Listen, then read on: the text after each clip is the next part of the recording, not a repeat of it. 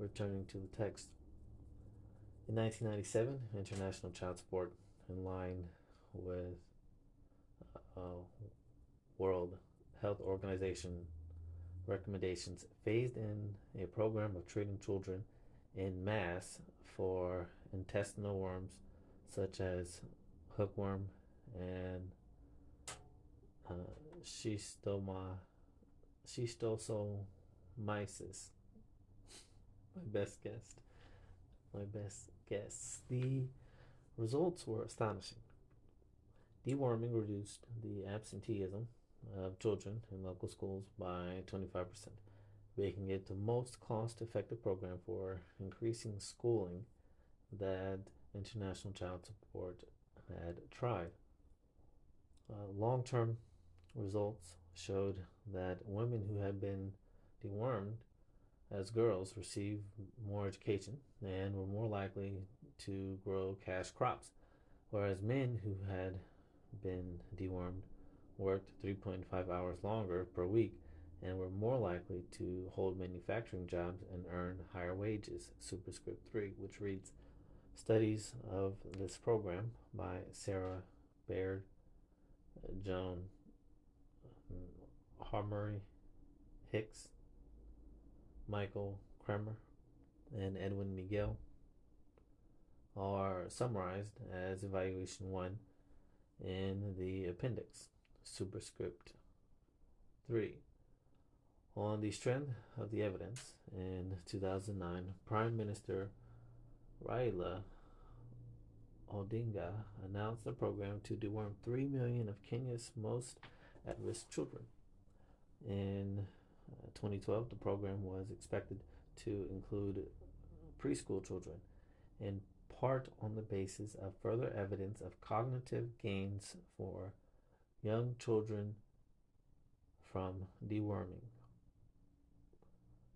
Superscript 4, which reads: Owen Ozier, exploiting externalities to estimate the long-term effects of early childhood deworming. Working paper, University of California, Berkeley, 2001. Returning to the text. In 2013, programs to deworm 40 million children are being implemented in Kenya and around the world. The international child support could never have hoped to reach so many children with their own programs, and yet through the influence of their evaluation, they have helped millions of children in Kenya and around the world. Since 1994, we have learned a lot about which programs work and which do not, and also about how to run randomized evaluations. Until that point, most randomized evaluations of social programs were performed in rich countries in partnership with governments and at very high cost.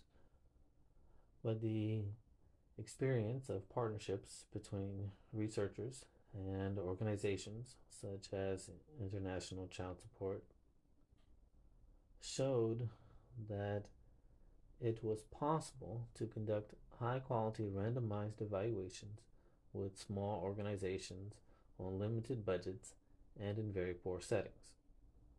Although many government programs are being evaluated with randomized evaluations, non-governmental organizations have also proved to be flexible and innovative partners in this effort to learn.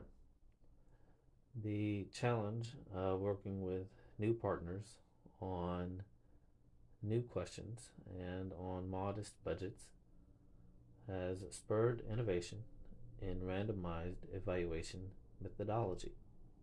We have learned how to introduce randomization into programs in creative ways, account for and measure spillovers,